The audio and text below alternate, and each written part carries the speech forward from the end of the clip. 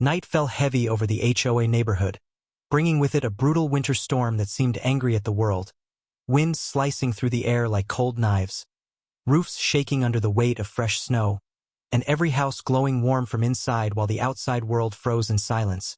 But far away from those warm lights, just beyond the iron gates where HOA rules stood like invisible guards, a young homeless boy named Liam walked alone with trembling legs, his thin shoes soaked with icy water, his fingers numb, his breath forming clouds that disappeared before reaching the ground.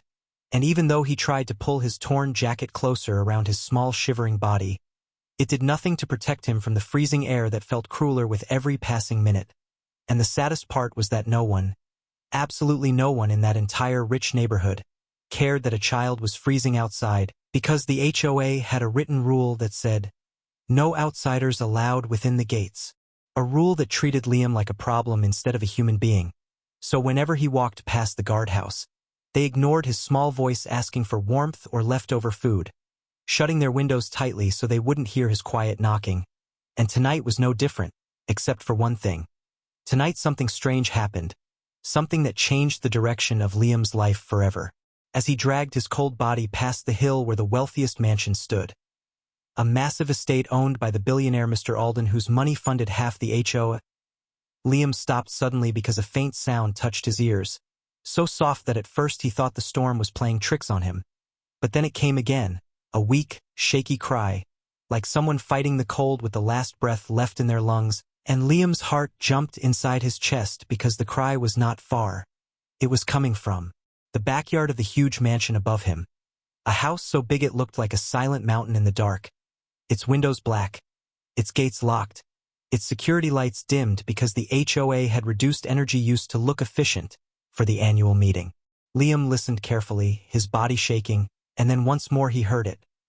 The tiny voice of a young girl struggling to breathe, and without thinking, without caring about the consequences, without worrying about who might yell at him or chase him away, he ran toward the massive stone wall surrounding the mansion, his feet slipping on ice, his hands burning from cold, but he pushed himself because deep inside he knew someone needed help, and that someone was only a few seconds away from dying. Alone. When he reached the wall, he placed his freezing hands against the cold stone, trying to climb even though his fingers were too numb to grip properly. But he forced himself because he couldn't let the sound disappear, and after several painful attempts he finally managed to pull himself up and peek over the edge, and the sight on the other side hit him so hard that his breath stopped. There, near the sliding glass door of the mansion, lying on the icy floor like a broken doll, was a little girl no older than 7. Her small body curled, her lips blue, her eyelashes covered with frost, and her hands shaking uncontrollably as she whispered the softest plea. "Please help!" A voice that barely reached Liam but pierced straight into his heart. He didn't waste another second. He jumped down the wall, falling hard into the snow, pain shooting up his legs, but he ignored it, rushing to the girl and kneeling beside her, his own body shaking almost as much as hers, and when he touched her cold hand he froze in fear because she felt like ice, like life was slipping away from her inch by inch. Liam quickly removed his only jacket, the one thing protecting him from freezing to death, and wrapped it around the girl even though the cold punched into his chest the moment he took it off, making him gasp. But he held her gently, lifting her small body in his arms as she leaned weakly against him, whispering something he couldn't understand because the storm swallowed her voice every time she tried to speak. Liam looked around desperately. The mansion door was locked, the windows dark, and he knew he couldn't stay outside because she would not survive even one more minute in this cold. So he carried her to the nearest window and pushed on it with his shoulder, hoping it might open, but it didn't move at all. His panic grew stronger. The wind blew harder. Snow fell faster. The girl's breathing slowed dangerously, her head resting on Liam's shaking shoulder as if she was ready to let go. And that terrified him, filling him with a sudden desperate courage he didn't know he had. So he stepped back, tightened his hold around her, turned his face away, lifted his elbow, and smashed it against the window as hard as he could. The glass cracked immediately, a loud sharp breaking sound echoing across the silent backyard, bouncing off the walls, and filling the mansion halls inside, and Liam didn't realize he had cut his arm deeply until warm blood ran down his skin and dripped onto the snow, but he didn't stop. He broke the remaining glass carefully so he wouldn't hurt the girl, climbed inside while bleeding, and carried her toward the living room where he saw a large fireplace. His hands shook violently as he struggled to turn on the heating switch, but after several tries the fire finally sparked to life, warm orange flames rising slowly, lighting the dark room, and Liam sat with the girl in front of the heat, holding her close, rubbing her arms, whispering, "Please stay awake. Please stay with me." Even though his own teeth were chattering so loudly he could barely speak. After a few minutes, her eyelids moved, her breathing deepened slightly, and she opened her eyes just enough to look at him with a faint expression of trust, whispering a soft "thank you" that broke Liam's heart because no one had ever thanked him for anything before, and for a moment he forgot about the cold, the blood, the danger, the world outside, the HOA rules, everything, because all that mattered was that this little girl was still alive. But what Liam didn't know, what he couldn't see from where he sat holding her near the fire, was that he was not alone in the room. Standing silently on the second-floor balcony above them, hidden behind the dark railings, watching with unreadable eyes, was the billionaire father himself, Mr. Alden, who had been home the entire time, awakened by the sound of breaking glass, coming downstairs expecting to find a thief or an intruder harming his child, but instead seeing something he had never imagined in his entire powerful life, a homeless boy bleeding from his arm, shivering from cold, holding his daughter like she was the most precious thing in the world, doing everything he could to keep her alive even though he might get arrested for trespassing. And as the firelight reflected off Liam's face, showing fear, pain, and pure courage, Mr. Alden stayed hidden in the shadows, watching every movement, every breath, every desperate act of kindness, and he whispered something under his breath, something that would change everything. But Liam didn't hear it, and didn't even know a pair of powerful eyes were studying him, judging him, and quietly deciding his destiny. Security alarms exploded across the mansion the moment Liam shattered the glass, red lights flashing through the hallways, silent sensors waking the entire security system from sleep, and within seconds guards rushed from every corner with heavy boots hitting the polished floor. Radios crackling, voices shouting, "Breach! Intruder inside the Alden residence." While Liam sat on the carpet with the freezing girl in his arms, completely unaware that he had triggered a security lockdown that usually only activated during high-level break-ins, and even though he heard the distant footsteps getting closer, his shaking hands never left the girl's shoulders because she still felt faint, her breath still shallow, her fingers still icy like death was refusing to leave her small body. Liam kept whispering, "It's okay. Stay warm. Don't fall asleep," even though he himself was slipping into dizziness from blood loss and cold. But he forced himself to stay focused because saving her mattered more than anything else. While he clung to the girl near the fire, on the balcony above them Mr. Alden remained silent, his face carved into stone, watching everything unfold with eyes that held both fear and confusion. Fear for his daughter, confusion for the strange homeless boy who chose to risk his life instead of running away at the sound of the alarm. He didn't step forward yet. He wanted to see how far this boy would go. He wanted to see if this boy would protect his daughter even when things turned dangerous, and that thought alone shocked the billionaire because he had seen grown adults panic in less time. Downstairs, the guards finally reached the living room doorway and froze when they saw the scene. A small boy covered in cuts and snow, sitting on the floor with the billionaire's daughter wrapped in his jacket, flames warming her pale face while blood dripped from the boy's arm onto the carpet. And instead of aggression, instead of fear, the guards saw something unexpected, gentle hands holding a dying child with genuine care. But they still did their job. One guard shouted, "Step away from her!" and pointed a flashlight directly at Liam's face, making him squint. But Liam didn't move, didn't flinch, didn't let go, his trembling voice barely rising above the fire as he whispered, "She will die if I stop warming her." His voice cracked, and for a moment even the guards hesitated because they could hear the pain in his words, the sincerity, the fear, the desperate truth.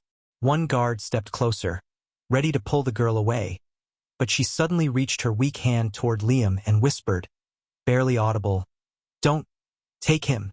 That small whisper silenced the entire room. The guards looked at each other, unsure what to do. This was not normal. Kids didn't defend intruders. Kids didn't cling to strangers unless they felt safe.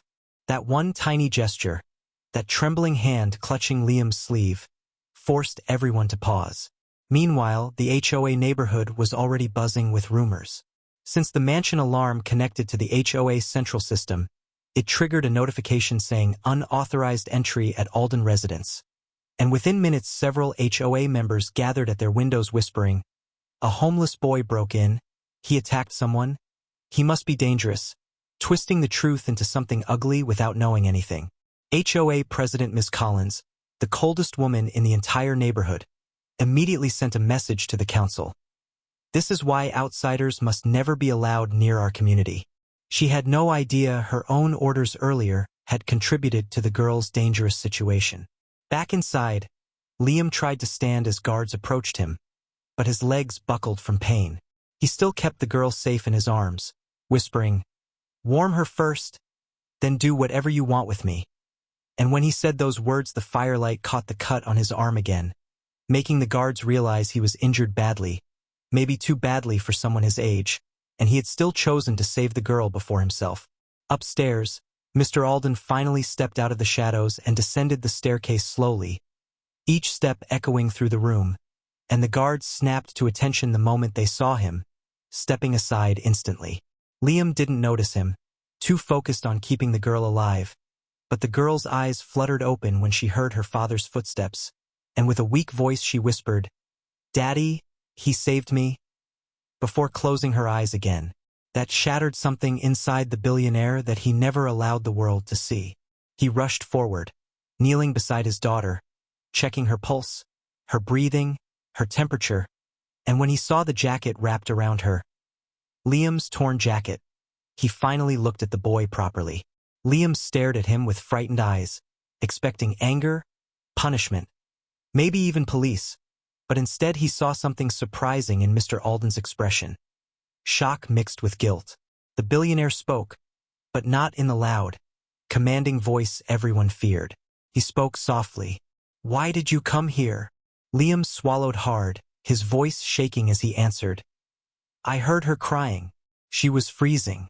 No one was helping her. I couldn't just walk away." His simple words hit the billionaire like a punch. For years he believed the HOA kept his family safe. But tonight a homeless boy saved his daughter, while an entire wealthy community slept comfortably behind their walls. The guards waited for orders, unsure if they should arrest Liam or thank him. But Mr. Alden didn't speak to them. Instead he placed his hand gently on his daughter's forehead and said, almost to himself, "You saved her life. You saved my little girl." Liam blinked, confused, scared, unsure if this was approval or accusation. But the billionaire's eyes softened for a brief moment before turning cold again. Not at Liam, but at the HOA, the guards, the entire system that failed his child. And then he whispered something only Liam heard. "She wouldn't be alive if not for you." Liam lowered his head, overwhelmed, his heart pounding so fast it hurt, his freezing body shaking uncontrollably. And in that moment he didn't look like an intruder or a troublemaker. He looked like a boy who finally did something right in a world that always treated him wrong. But neither Liam nor the guards knew that outside the mansion, HOA members were already gathering, preparing to accuse the boy of breaking the rules, demanding he be punished, completely unaware that the billionaire who owned half the neighborhood had just seen the truth with his own eyes, and his reaction was going to shock everyone before the night ended. As the storm raged outside and the mansion filled with tense silence, the little girl finally opened her eyes fully, her breathing steadier, now that the fire warmed her small body. And when she looked at Liam still holding her hand even though his own fingers were cold and shaking, she whispered, "Don't leave me," a soft plea that made the billionaire father freeze because his daughter rarely trusted strangers. Yet here she was clinging to a homeless boy as if he was the only safe thing in the world. And when Mr. Alden asked her gently what happened, she took a weak breath and said something that made every guard exchange stunned looks. "I was outside. The heater was off. I got locked out. I called for help but no one heard me. Only he did." And her small voice filled with fear as she remembered the cold biting her skin and the darkness growing around her, causing her father's jaw to tighten as guilt stabbed him sharply because he realized she had been suffering alone while he was inside thinking everything was safe. Liam lowered his head, not wanting to look at the billionaire, feeling like maybe he should apologize even though he did nothing wrong. But before he could speak, the girl squeezed his hand harder and said, "If he didn't come, I would have. Unable to finish her sentence as her voice cracked, and that broken moment shattered something deep in her father, making him stand slowly as his anger began to shift. Not at Liam, but at the people who were supposed to protect his daughter, the staff, the guards, and most of all the HOA that enforced rules without caring about human lives. Meanwhile, outside the mansion, HOA President Miss Collins had already started her drama, gathering people in their coats and boots, saying loudly, "A homeless boy broke into the Alden house. This is a violation of security. We must demand action." Twisting the story again and again until even people who didn't know the truth started believing something terrible had happened, their prejudice stronger than their sense of humanity. And all the while they never imagined the child inside had been freezing because of their own stupid rule banning backyard heaters without checking if children were outside. Back in the living room, Mr. Alden crouched beside his daughter again and asked softly, "Why was the heater off? You know you must stay near warmth in winter." She nodded weakly, her small voice trembling as she said, "The staff said HOA told them to cut heater use. They said we can't waste energy. Then the door closed, and I couldn't open it, and the cold was too strong." Mr. Alden's eyes darkened instantly, a dangerous silence filling his face as he stood up slowly like a storm gathering inside a man, because now the truth hit him with full weight. The HOA's cost-saving rule almost killed his daughter. Liam, hearing this, pulled the girl's jacket closer around her tiny shoulders and said quietly, "I heard her crying. It was so cold. I didn't want her to die." And even though his voice was soft, it carried a kind of raw honesty that struck everyone in the room. The guards who earlier pointed flashlights at him now looked guilty, realizing they were seconds away from ripping him away from the girl who trusted him completely. The billionaire father looked at Liam again, really looked at him this time, seeing the exhaustion in his eyes, the cut still bleeding on his arm, his wet clothes sticking to his skin, and the fact that this boy, this child thrown away by society, had shown more courage, more compassion, and more responsibility than the entire HOA put together. But before Mr. Alden could speak, the mansion door shook violently as HOA members started knocking aggressively, shouting through the storm, "Open the door! We demand the intruder be removed immediately." Their voices were filled with authority and arrogance, as if they owned the right to decide everyone's fate. And Liam flinched when he heard the word intruder, holding the girl's hand tighter as fear crept into his chest. The girl frowned, turning her head weakly toward the door and whispering, "They don't know. They don't know what happened." And her father nodded with a cold smile that held no warmth at all. He walked toward the living room entrance, the firelight casting a long shadow behind him, and before he even reached the door, he spoke in a deep voice that made every guard straighten instantly, "No one touches the boy." Liam blinked in shock, unsure if he heard correctly. But the billionaire repeated it louder, firmer, like he was issuing a command to the entire world. "No one lays a hand on him. He is not leaving this house." The guards nodded, stepping protectively beside Liam and the girl, as if a silent shift of loyalty had happened. The girl looked up at Liam with tired eyes full of trust, whispering, "Daddy believes you." And Liam's throat tightened with emotion because no adult had believed in him for as long as he could remember. Outside, HOA members continued shouting demands, completely ignorant of the truth unfolding inside. But what they didn't know was this. In the next few minutes, the billionaire who funded half their neighborhood, the man whose money built their prestige, was about to hear every detail from his daughter's lips. And once he did, the entire HOA would face a truth more terrifying than any outsider. They were responsible for almost killing the billionaire's only child, and the boy they wanted. Arrested was the only reason she was alive. As the storm hammered the windows and the HOA crowd outside grew louder and angrier, Mr. Alden stood in the center of the living room with a strange calmness that made even his own guards nervous, the kind of calm that hides a storm far more dangerous than the one outside. And as he listened to his daughter explain again how she had been locked out because of the HOA's strict heating rule, every muscle in his jaw tightened because now he understood exactly what had happened. His daughter nearly froze to death because someone in the HOA wanted to save energy and look efficient for their stupid annual meeting, And Liam, a boy who had nothing, a boy they refused to let inside the neighborhood, had done more to protect her than anyone paid to care for her.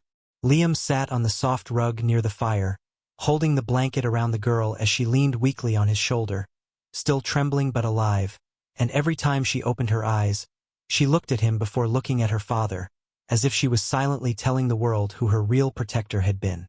The guards, unsure how to act now, stood near the doors, watching the billionaire pace slowly as he pieced together the chain of negligence that could have cost him his only child, and they exchanged looks because they had never seen him this quiet or this controlled. Usually billionaires shouted when angry, but this man's silence felt far more dangerous. Suddenly the mansion door shook again, this time harder, as HOA President Ms. Collins shouted, "Open the door! This is an emergency HOA matter. The intruder must be handed over to us immediately." And Liam flinched so sharply that the girl grabbed his hand tightly, refusing to let go even though she was barely strong enough to keep her eyes open.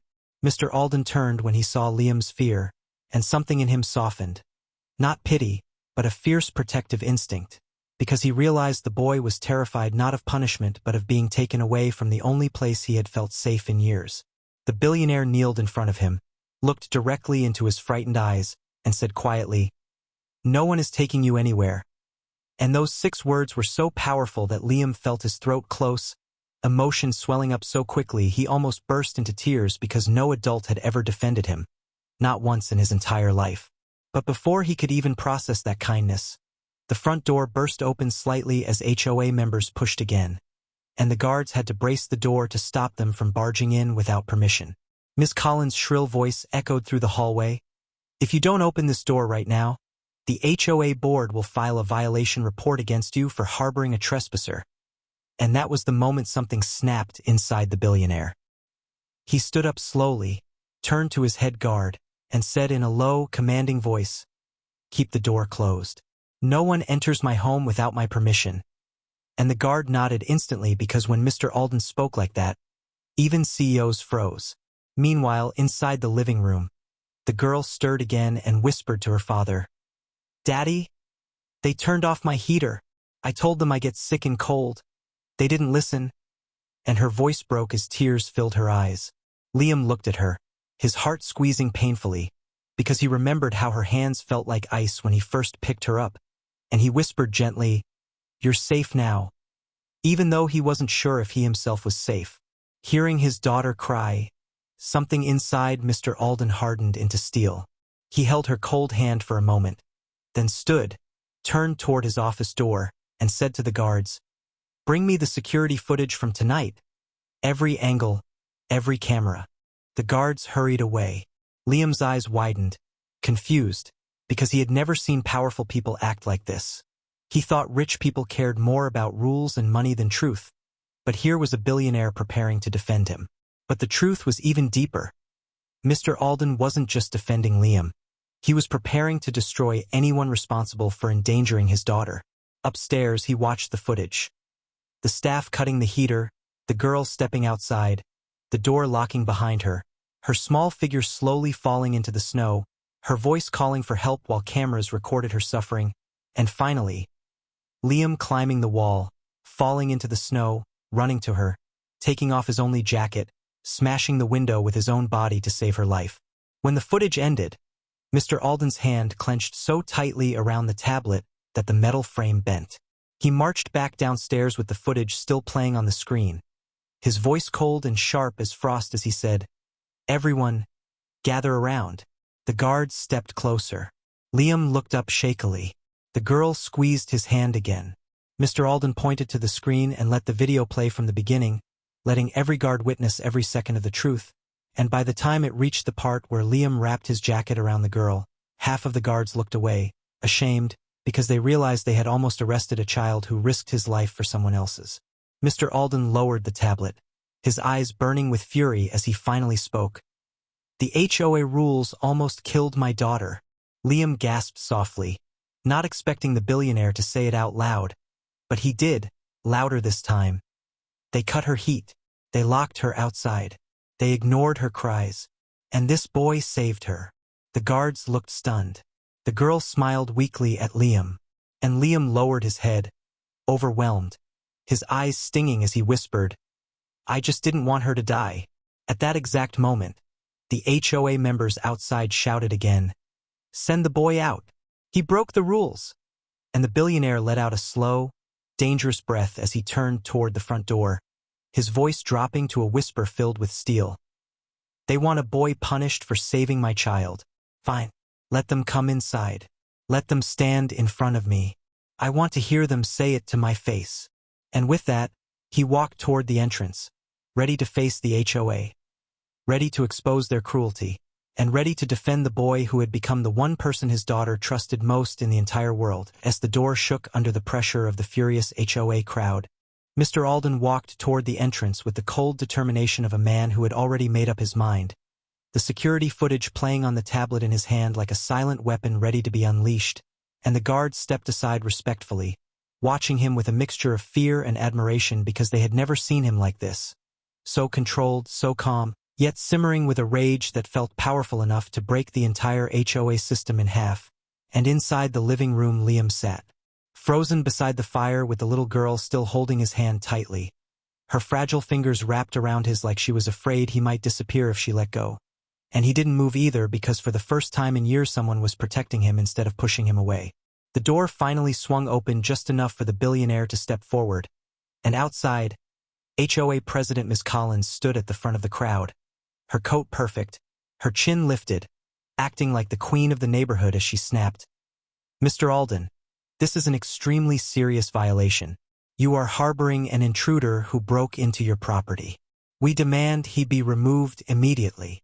Her voice dripped with entitlement, completely unaware of the truth, completely blind to the fear in the house and the shivering child inside. And she continued, "The HOA rules exist for a reason. Outsiders bring danger, chaos." But she didn't get to finish that sentence because Mr. Alden lifted a hand, and the entire crowd went silent instantly, shocked by the gesture because he rarely engaged in HOA matters, and when he did, everyone listened. He stared at Ms. Collins with eyes so cold she instinctively stepped back, and then he said in a low, steady voice, "You want to talk about intruders? About danger? About rules?" He raised the tablet slowly, showing the paused image of his daughter lying unconscious in the snow, her small body curled and shaking, and the crowd blinked, confused, whispering among themselves, not yet understanding what they were seeing. Then he pressed play. The footage showed everything.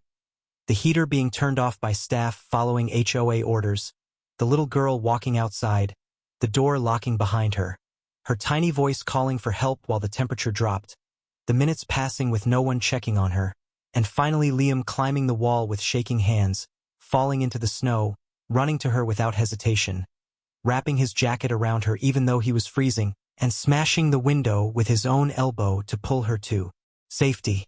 As the truth unfolded on the screen, the neighborhood that once felt so proud and safe suddenly looked ugly and heartless, and every HOA member standing outside lost the certainty in their faces, their confidence crumbling as guilt etched itself into their expressions. Miss Collins' mouth fell open, but no words came out. She stepped back, staring at the screen like it was showing a nightmare she never expected. Mr. Alden lowered the tablet and said each word slowly, clearly, like a sentence being handed down in court. "Your rules almost killed my daughter." Gasps rippled through the crowd. Someone whispered, "That can't be true." But the footage still glowed behind him, undeniable proof. The billionaire stepped forward, voice harder now. "Your energy-saving rule forced my staff to cut the heater. Your restrictions locked her outside. And while you all slept comfortably in your warm homes, a boy who owns nothing risked his life for her." He pointed back toward the living room where Liam sat, trembling, unaware of the storm building in his favor, and Mr. Alden's voice softened only for a moment. "That boy saved my child. You want him punished? Arrested? For what? Saving her while all of you ignored her suffering." Miss Collins tried to recover her composure, swallowing hard as she muttered, We didn't know. We were only enforcing safety rules." But Mr. Alden cut her off sharply. "Your rules are not safety. Your rules are cruelty disguised as organization." His voice became deeper, heavier, filled with disappointment that made the entire HOA freeze in shame. Then, slowly, deliberately, he revealed the truth they had all forgotten. And before you lecture me about HOA violations, let me remind you, I own 40% of this entire neighborhood. The silence that followed was so deep it seemed to absorb the snow falling around them. Faces turned pale. Some lowered their eyes. Others pressed their lips tightly, realizing they were powerless. Miss Collins blinked rapidly, realizing in one horrifying moment that she had been screaming at the man who funded nearly every expansion the HOA bragged about. Mr. Alden continued, "You stand here tonight demanding punishment for a child who did the job your rules failed to do, and you dare to call him an intruder." His voice broke slightly, not with weakness, but with anger and sorrow. "If he had not come, my daughter would be dead." At that line, even the coldest HOA members felt something crack inside them, guilt settling like a heavy stone on their hearts. A few tried to apologize, but the billionaire raised a hand again and said, "Save your apologies. Save your excuses. Because tonight, the HOA will answer for its actions." He stepped aside, motioning toward the open door. "Come inside.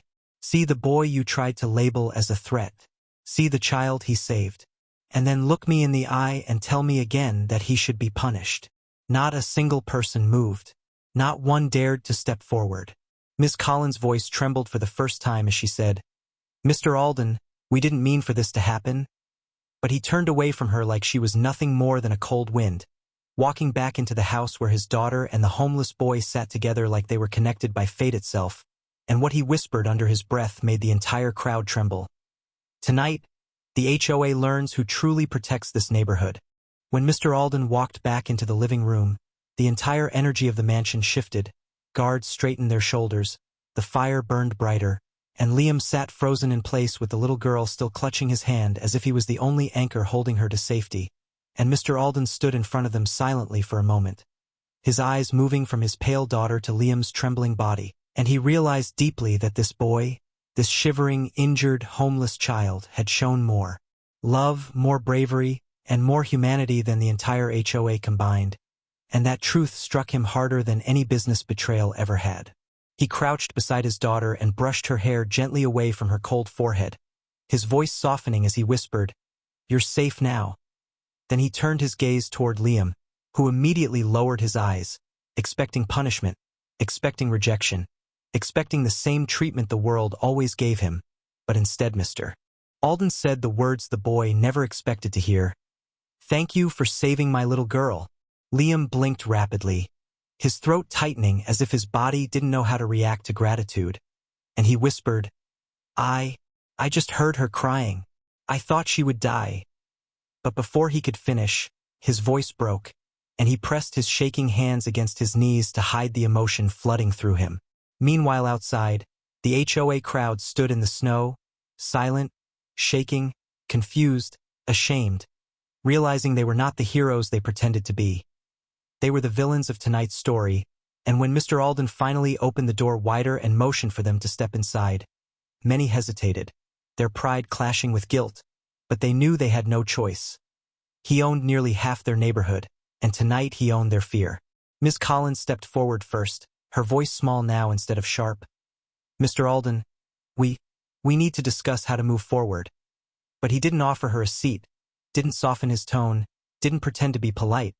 Instead he pointed toward the girl who lay weak on the couch wrapped in blankets, saying, "Look at her, look at what your rules did to my daughter." And Miss Collins swallowed hard, guilt creeping into her expression as she realized this was no longer about power. It was about a mistake that almost cost a life. The girl lifted her head slightly, her voice weak but steady as she said, "I was outside. I cried for help. No one came, except him." And she pointed directly at Liam, who stared at the floor, not used to being seen, not used to being called a hero. Miss Collins opened her mouth to apologize, but Mr. Alden cut her off, his voice slicing through the room. "Your rules endangered my child. Your board forced my staff to cut heaters. Your system locked her out.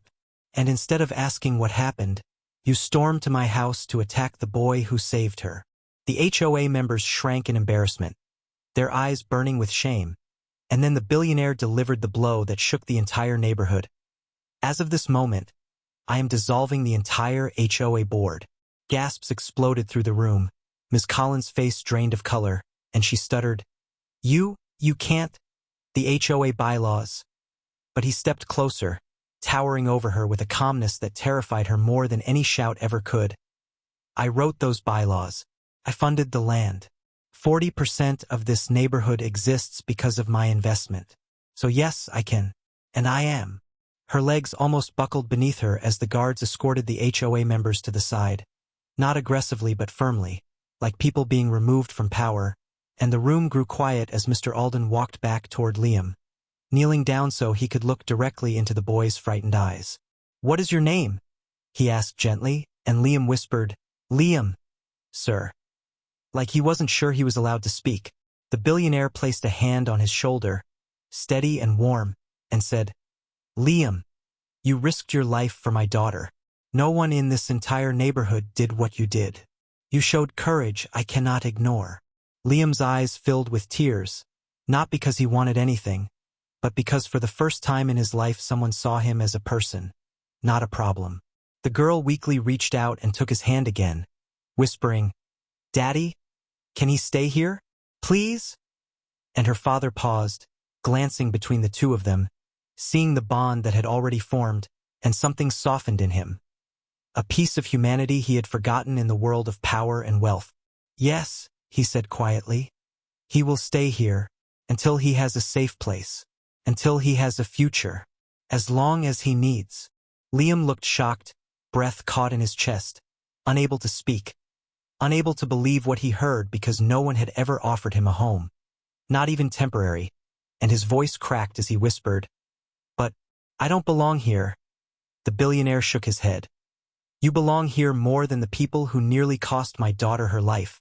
Behind them, HOA members lowered their heads, feeling the weight of that sentence like a judgment they deserved. Mr. Alden stood up and made the final announcement. "From tonight onward, this boy is under my protection. Anyone who tries to harm him, accuse him, or remove him will face me directly." Every person in the room understood exactly what that meant.